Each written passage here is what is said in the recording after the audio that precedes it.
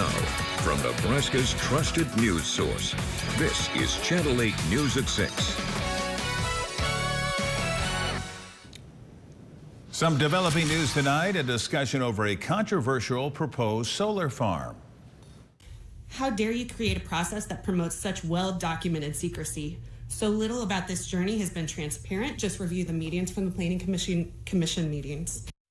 A lot of anger at the Lancaster County Board meeting today that lasted for hours. This all stems from a proposal to build a 2,400-acre solar farm near Hallam.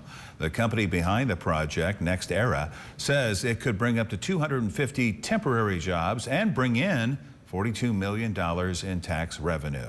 Good evening, everyone. Thank you for joining us. The potential downside to all of this of the project has some people speaking out, many saying they're worried about the impact on the ag industry and property values. Channel 8's Karen Lucrest joins us live now and has the details on today's heated debate. Karen?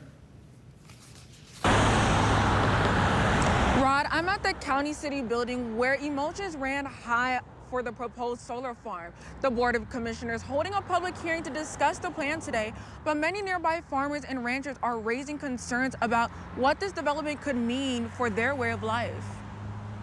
What was intended as a move toward clean energy is facing intense scrutiny. I mean, who wants to look out of their window and see solar panels? Developers of a solar farm near Hallam argue it would provide an essential boost to Nebraska's clean energy initiatives. At least 8 people speaking in favor of the project at Tuesday's public hearing. The project can create approximately 250 construction jobs, and both temporary and full-time employees will reside and spend money in the county, generating spinoff. But numerous other farmers and neighbors expressing fears about the environmental and economic impact the development could have. The ranch that I live on and have raised my children and continue to make a livelihood on would be surrounded by this large solar industrial complex, and it would definitely impact what we do as a ranch and what we do as a family and the safety of my children and my grandchildren. The major concern that's leaving nearby neighbors worried? Potential fires and response times in rural Nebraska. Lineman's son, who is a firefighter, says the solar panels will get in crews' way as they battle grass fires like last fall's. To that, we were able to put out the fires through using equipment and tractors and discs by tilling up the soil and turning it over so it has no fuel or something to burn. And with these solar panels in the way, we would not be able to do that, and it would be very detrimental to the land. And everyone around it. Many Lancaster County's farmland is more than just land. It's a legacy. Given 2 more minutes, I would have talked more about my family. My late husband and I purchased this property and built it from the ground up. We were given nothing, and we built a nice ranch to try and pass on to our children and our grandchildren. Personally, this would impact the peace that we sought when moving out to an acreage. It would impact what we do as far as a business. Opponents say this project would harm the future of rural Nebraska. This solar facility, the batteries are going to be within 1 mile to us, and the solar panels are going to be right across the road. I don't want my grandkids to grow up and to be around that kind of an environment.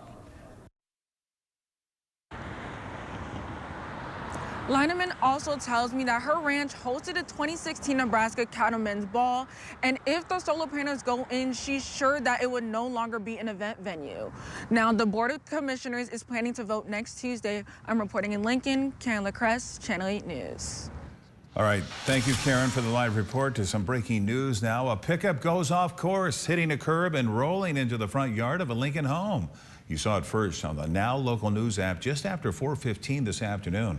The scene playing out on 48th Street, just north of Normal Boulevard. The driver did suffer some minor injuries and is at the hospital. Right now, it's unclear what exactly caused the crash.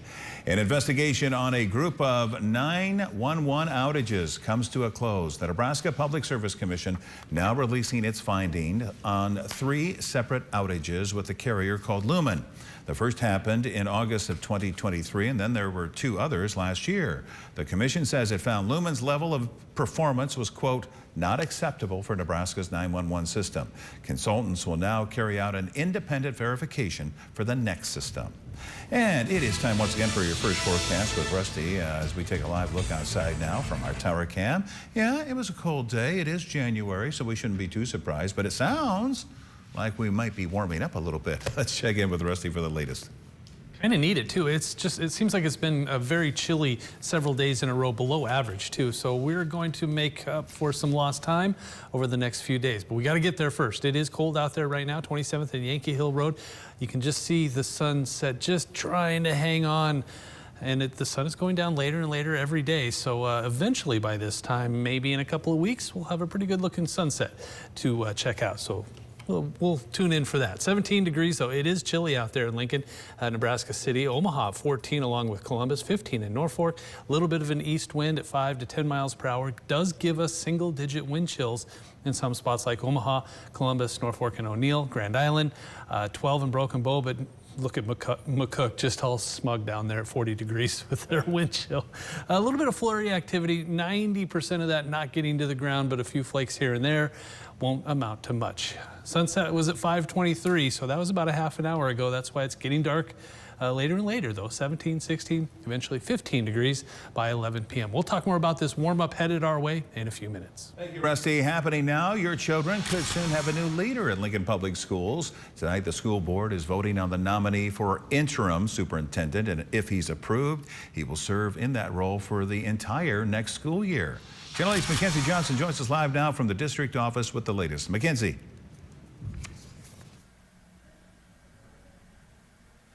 Rod, John Scretta is in front of the Board of Education right now. They just started their meeting moments ago.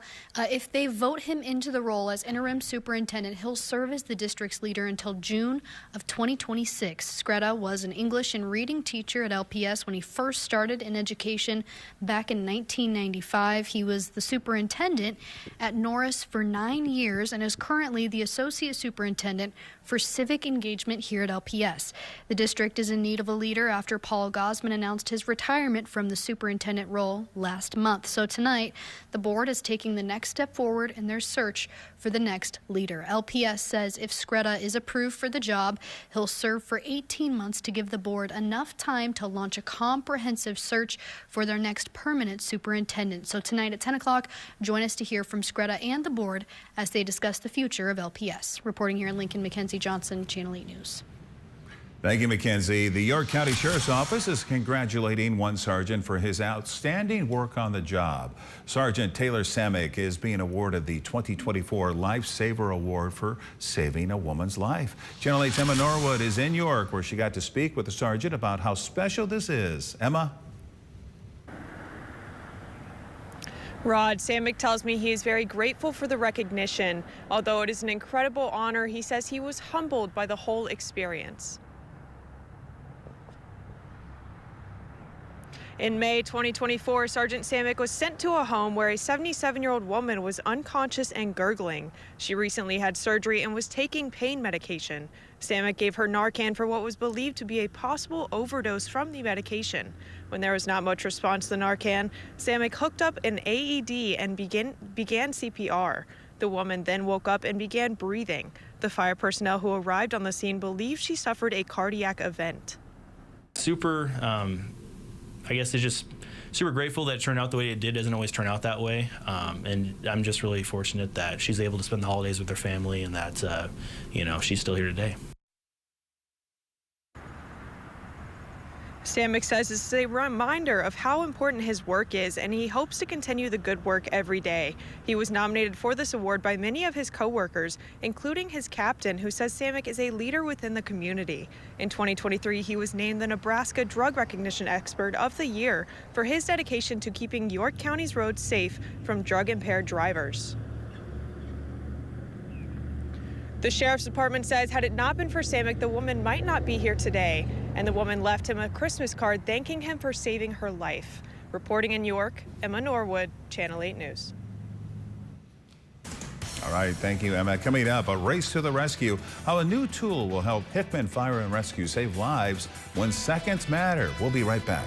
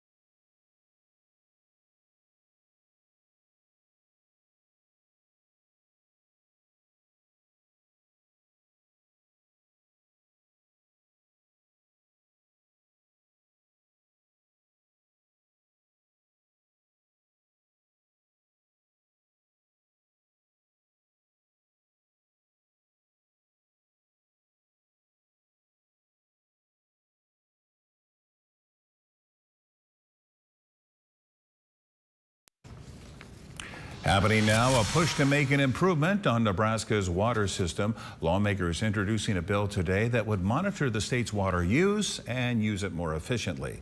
It would also ban lab-grown meat from being sold here in the Cornhusker State. Governor Jim Pillen saying protecting agriculture also means protecting culture. Our agricultural industry is the leader of the country. We have 5 agroecological zones, and so it's really, really important that we protect it, that we grow it. Would also allow people who use farming equipment the option of having their data monitored. Also happening now, Lincoln Police preparing to make our city safer. You can see on these pictures here some new recruits taking some headshots and getting their fingerprinted. LPD letting 17 more recruits on the team, putting the department at 361 officers. New at 6, while many people were getting some R&R during the holiday season, Stewart County deputies were hard at work, no doubt about it. 7 deputies worked a combined 150 hours during their Drive Sober or Get Pulled Over campaign. That was between December 11th through January 1st. During that time, they made 3 DWI arrests, 1 drug evaluation, 19 speeding tickets, and 3 felony arrests. They also took 4 fugitives into custody. It was another cold day, but fear not, warmer temperatures on the way, at least for a few days, but then things cool back down and it'll feel like January again. We'll talk about that when we come back.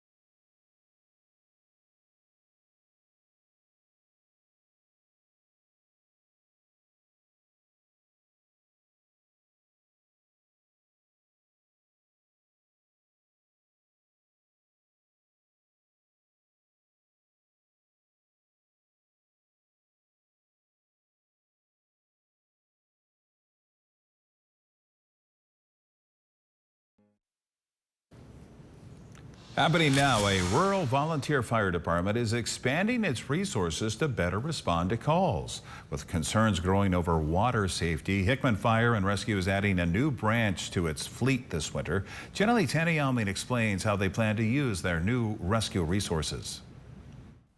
Behind me is one of the 3 lakes here in Hickman, and that's something Fire Chief John Brady tells me was a driving factor in adding a dive recovery team. They do happen. They don't happen very often, thank goodness, but we just want to make sure when they do that there's somebody close by to react. A new dive recovery team is taking to the water to not only help people in Hickman, but also as a source of mutual aid. The team is equipped with the tools to be a proactive resource and help with recovery efforts. Fire Chief John Brady says this new team can be life-saving. We have the ability to go under the ice. We have the ability to scan the ice with our equipment that's on our boat. So we've got everything we need to submerge ourselves underwater, whether it be ice or not. We have the equipment to keep the divers warm and make that hopefully quick response. And with ice fishing season underway, Chief Brady adds that now is a crucial time to build on the department's already existing water rescue team. The call for action to start a team emphasized after a boating accident led to a death on a lake in Hickman. Brady adding that with this new dive team, there will be another layer of help when issues rise on the water. So anytime a life is lost or a tragedy happens, whether it's life loss or not, those things hit really, really hard. Everybody knows everybody around here, right? And that is what the Hickman Fire Department is made up of, folks in this community who are very familiar with everybody. And Brady says he's hoping to add 2 more divers to his fleet this year to better help serve the community. Reporting in Hickman, Annie Elming, Channel 8 News. Now, your Storm Alert team forecast with Chief Meteorologist Rusty Dawkins. Low temperatures this morning, not pleasant by any stretch. If you were out and about early this morning, you'd probably attest to that, especially if you live a little further north and northeast. O'Neill at 4 degrees below 0 this morning, 1 below in Norfolk, 4 in Columbus, a balmy 9 in Lincoln. So I want to make you feel a little bit better. So what I'm going to do is I'm going to zoom out and show you these temperatures. Look at this, 18 below in Bemidji. Britain had 18 degrees below 0. Bismarck, 21 below 0. Eau Claire, Albert Lee, 9 and 8 degrees below 0. So 9 sounds pretty good after looking at those temperatures. Highs today did struggle, middle 20s, about 10 degrees below average. Teens in O'Neill, only 15 for a high there, but a balmy 42 in McCook. Ogallala right behind at 41 degrees. Southwest Nebraska showing that they love to be warmer than everybody else. Outside, at least the flag isn't terrible. Hey, Rod Allocam's back.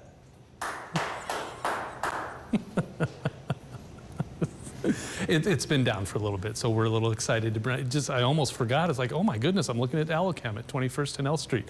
The flag isn't doing too much, so that means that there isn't much in the way of a wind chill. Now, temperature-wise, sure, it's cold. 14 in Columbus, 17 in Lincoln, a little warmer further south and west. McCook at 40, 20 Beatrice, Hebron. Aurora at 17, York at 18. So if there is a wind, and it's light, but there's a little bit of it at 5, 6, 7, 8 miles per hour. So there is a touch of a wind chill. 6 in Wahoo, 10 in Lincoln, 9s in Aurora and York. A couple of flurries. A lot of this not quite getting to the ground, but if you happen to be out and about and you see a snowflake just kind of float by you, this is what's happening. And really, it's just Nebraska. If you go anywhere else, this isn't showing up, and like I said, most of this not getting to the ground. In fact, looking at Stormcast, it's like, yeah, not maybe 2 snowflakes right there, and that would be about it as we head through the overnight. Cloudy skies remain. A flurry could come out of this early Wednesday morning, and then eventually that all goes away, and we're left with, I think, mostly sunny to maybe partly cloudy skies. The second half of the day, there goes some clouds floating by Wednesday afternoon into the evening hours, leaving us with mostly clear skies. And then we start to warm up. Temperature-wise, it is going to be chilly, but remember, our temperatures kind of look like this right now, so we're not going to fall off too far. Then we start to warm up tomorrow. Upper 30s, lower 40s. That's above average. We'll be above average on Wednesday, Thursday, and Friday, but not the days after that. You're looking at teens for highs Sunday and Monday, And then those temperatures slowly warm back up into the 20s and eventually into the 30s by the second half of next week. But 48 degrees on Thursday. Rod, my friend, that's golfing weather. Yeah. Sorry, I got a little excited there. I'm glad to see that camera backed up. It's one of our, shows a really nice, pretty picture of downtown. Your applause was appreciated. Thank you, Rusty. Now to some new details on what could be some headache relief at the grocery store. Some promising news when it comes to egg prices, which I know many of you, including me, have definitely noticed. Our citizen journalists have been busy keeping watch over those prices, like in this video. Here in Lincoln, we've seen a dozen eggs go for $4.50, depends where you are and how big the eggs are. The biggest reason for the price increase, the avian flu, which has wiped out more than 100 million chickens since 2022. The higher prices will stick around for a while, I'm not going to lie to you, but the good news, the USDA is forecasting prices to drop around $2 by the end of this year as flocks are replenished. Coming up in sports, Husker softball receives more preseason awards. Nick Johnson has more next in the Sports Zone.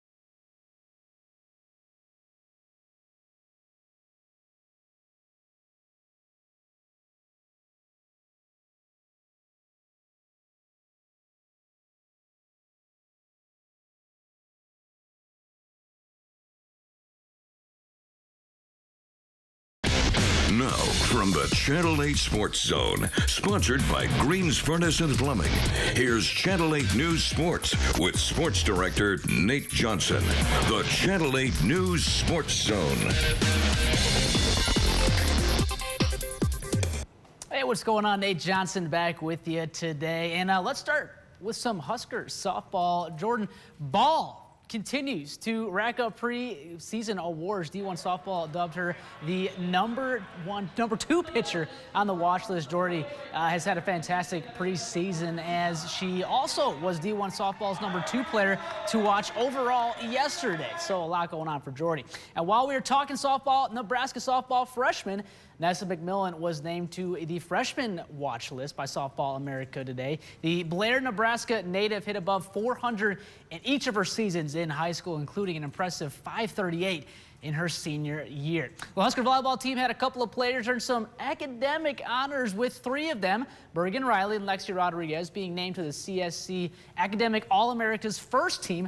And Merritt Beeson was selected to the CSC Academic All-American second team. The 3 selections increased Nebraska volleyball's total to 43 Academic All-American awards, the most of any volleyball program in NCAA history. So a big congrats to our Husker ladies. Keeping things on the volleyball court, the Pro Volleyball Federation released their Week 1 numbers today, and holy smokes, they're looking good. Over 1 million people reached. Over 45,000 fans attended games in person, with an average of 6,502 per game. Of course, Omaha setting the record with 13,486, and 350,000 people, well, they were watching the games on YouTube. So not a bad start at all to get the season underway. And the Love Pro team also doing some great things. And let's talk a little basketball as we keep things rocking here. And I know it's very early on talking about March Madness here, but Andy Katz dropped his first bracket prediction, so I thought, hey, why not check this out? Nebraska is the 9 seed right now,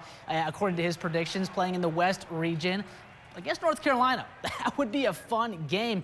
9, always a tough spot, though. They got to go ahead and battle the 1 seed if they win that game. So, you know, we still got a long ways out, but I think it's kind of fun to talk about March, you know, when it's so chilly right now. And a big day awaits for the Husker Hoops coming this Thursday, as the Nebraska women's team will travel to take on Iowa at 6 p.m. and then the men's team will take on Rutgers at home. They just won a game against UCLA, so a tough task at 8 p.m. at PBA. Finally, lots of high school hoops going on today. Let's run through a couple of the boys' games going on tonight, and there is a lot of them. Here's just a few. Papillion La Vista hosting a very good North Star team. Omaha Central coming down to play Pius X at 7:30. Spartans hit the road, take on Millard South. Lincoln Southwest hosting Bellevue East. Southeast and Omaha Westview. That's going to be a good game at 7:15. A top 10 matchup, and Lincoln Christian in action today as well. That's going to do it for Sports. Rod, send it back to you. All right, thank you very much, Nate. Let's get a final check of the forecast with Rusty. It's cold out there right now, and temperatures won't fall too far tonight. Tomorrow morning, we'll see temperatures in the teens, but we'll warm up into the 40s. How about that? All right, thank you, Rusty, and thank you so much for joining us. Have a good night. We'll see you back here at 10 o'clock.